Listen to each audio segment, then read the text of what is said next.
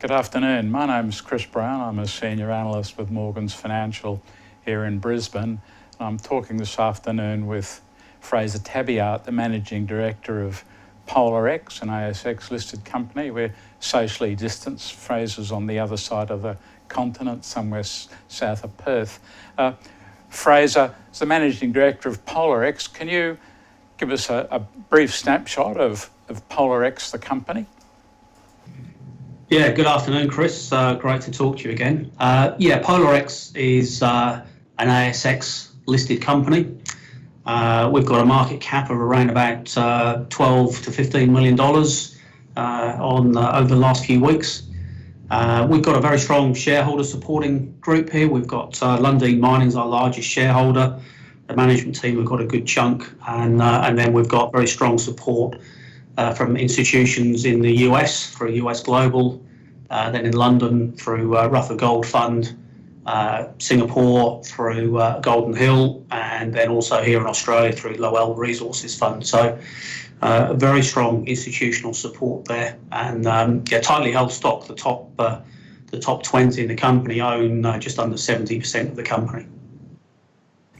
And Frazer, you're operating in Alaska. You've got a couple of projects over there, long way away from Western Australia. But can you tell us a little bit about the jurisdiction of Alaska, both I guess geologically and in terms of its attractiveness as an exploration jurisdiction?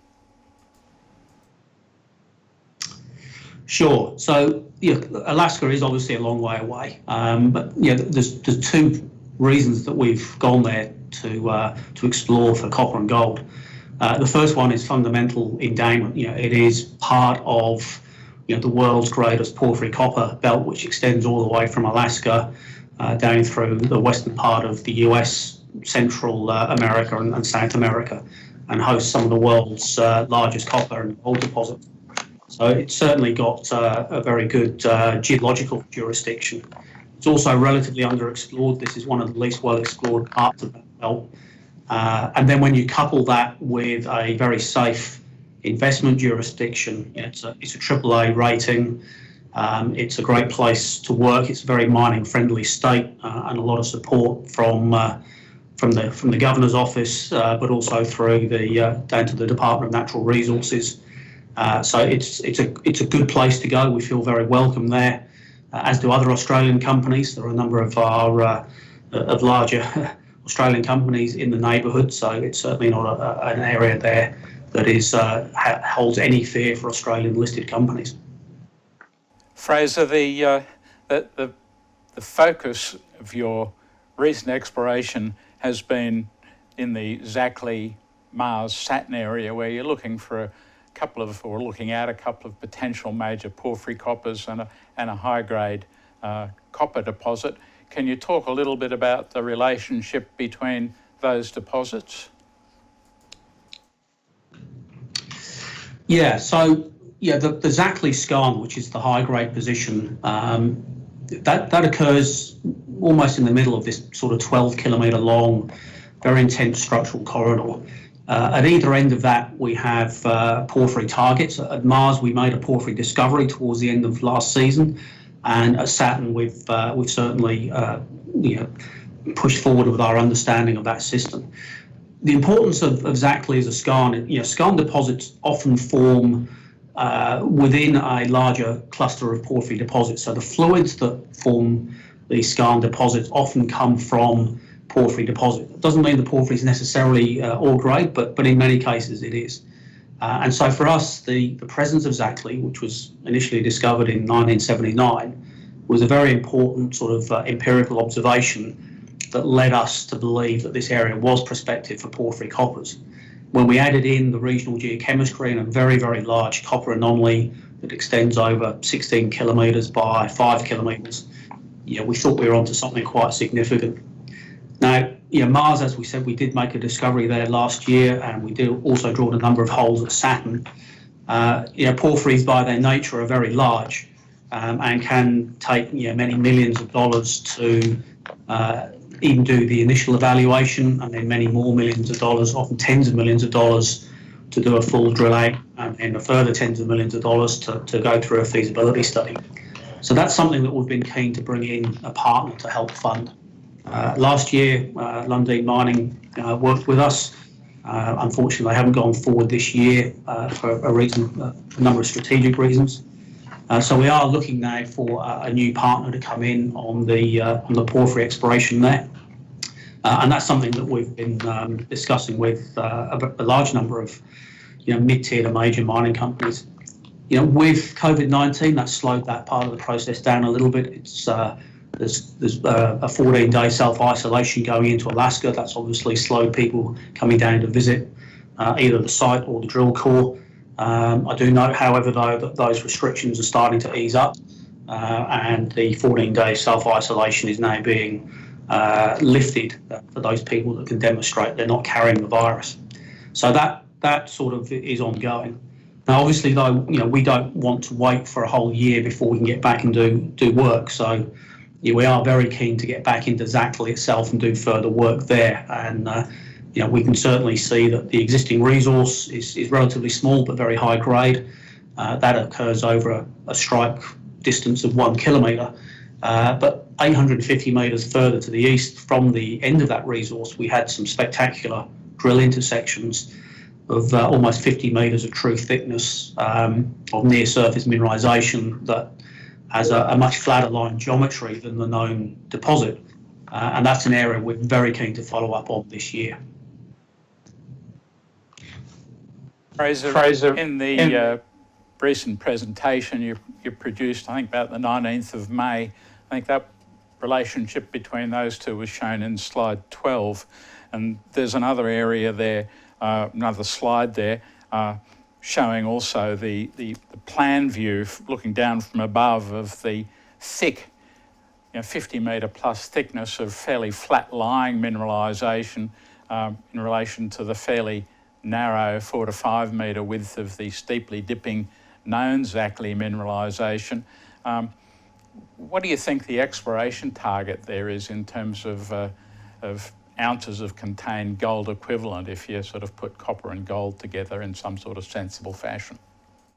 Yeah, that's right, Chris. That's as we know, the area to the west where we have the published JORC resource, that's about 3.5 million tonnes at 2 grams gold and 1.2% copper. So that already contains approximately 220,000 ounces of gold and about 40,000 tonnes of copper. So on an equivalent basis, that's probably the order of 350 to 400,000 ounces. As you rightly said, though, it is subvertical and relatively narrow. And whilst we know we could drill underneath it and a long strike to the east and increase that, the cost of that drilling per additional resource ounce, we think is not as attractive as moving further to the east, where we have this much flatter, much thicker mineralisation.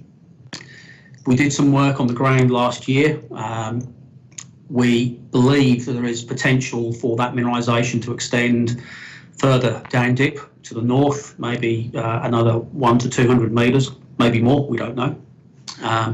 And certainly a long strike to the east, where 500 to 600 metres away, we do have some trenches which show that the structure and certainly metal anomalism extends that far.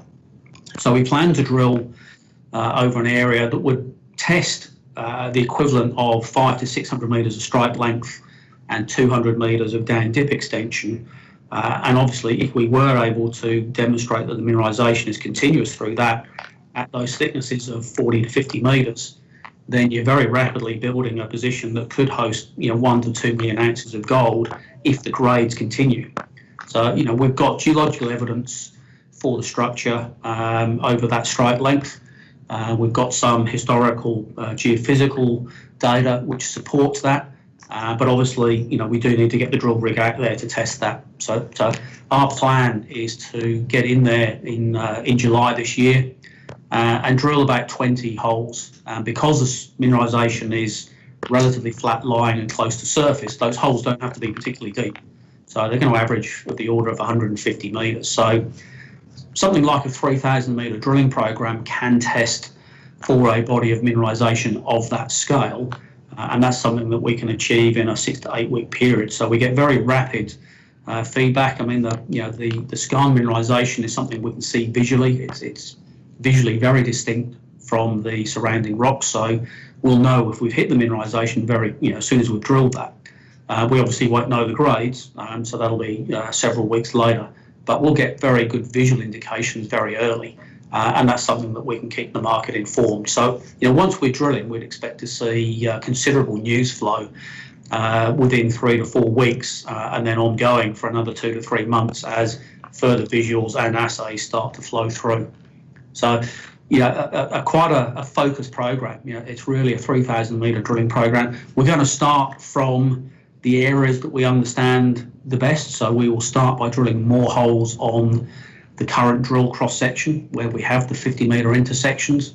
So the first 2 holes will be probably from the same collar as one of the discovery holes, with the first hole being drilled vertically and the second hole being drilled dipping to the north. So that'll give us an array of holes covering about 200 metres of down dip extension.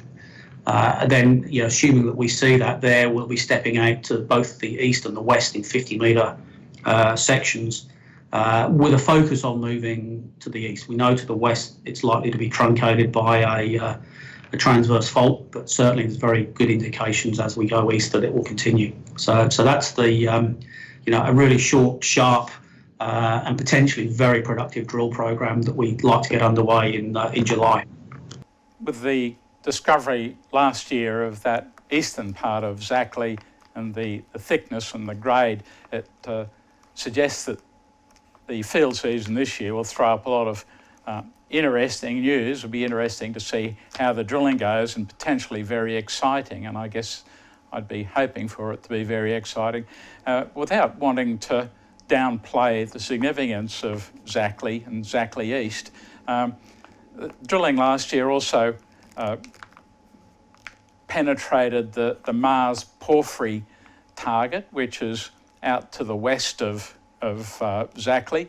There'd been a lot of geological and geophysical evidence of mineralisation out there. Can you tell us the drilling last year, did that enhance the target for you, or did that lower the potential for it? And longer term, do you think this has the potential to outstrip Zackley as an exploration target? Yeah, absolutely. The drilling there really was sort of the icing on the cake for us last year. Very, very exciting results. I mean, the one drill hole we've put into that was mineralised almost from surface to where we terminated the hole at over 400 metres depth, and it was only terminated because the winter snows had come in and made it rather tricky to maintain the program.